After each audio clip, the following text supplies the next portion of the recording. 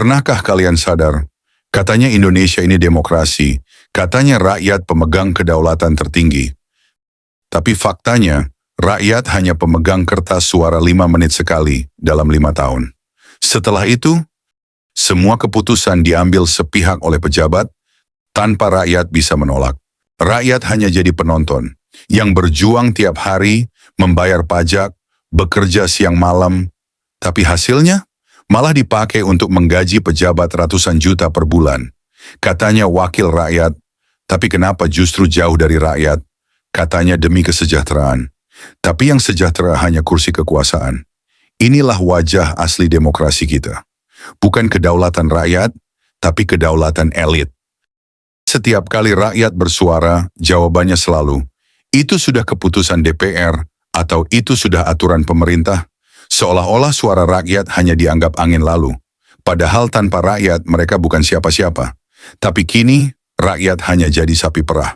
Diperas tenaganya, diperas uangnya, lalu dipaksa diam. Sementara para elit pesta pora dengan hasil jerih payah rakyat. Apakah ini yang disebut demokrasi? Atau sebenarnya sistem perbudakan modern dengan wajah baru? Masalahnya sebenarnya sederhana. Kenapa pejabat bisa hidup jauh lebih mewah daripada rakyat yang mereka wakili? Karena sistemnya memang dibiarkan rusak sejak awal. Pertama, soal gaji pejabat.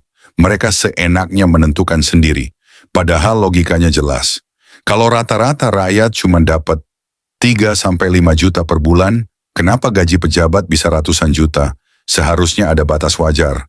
Kalaupun lebih, paling tinggi 5 kali lipat. Itu sudah lebih dari cukup untuk hidup layak. Lalu ada lagi masalah tunjangan. Jumlahnya gila-gilaan. Tunjangan rumah, transportasi, kesehatan, komunikasi, perjalanan dinas, bahkan uang sidang dan uang aspirasi. Kalau dikumpulkan, bisa miliaran per tahun hanya untuk satu orang pejabat. Pertanyaannya, semua itu pakai uang siapa? Ya jelas, uang rakyat. Tapi rakyat tidak pernah benar-benar tahu detailnya, karena semuanya dibungkus rapi di balik meja anggaran. Belum cukup sampai situ. Rakyat bahkan tidak pernah dilibatkan ketika negara mengatur uang yang notabene milik rakyat sendiri. Padahal zaman sekarang, sudah tidak ada alasan.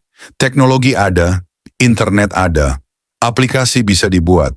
Kenapa tidak bikin sistem voting terbuka biar rakyat bisa ikut menentukan setuju atau tidak dengan anggaran yang mereka ajukan?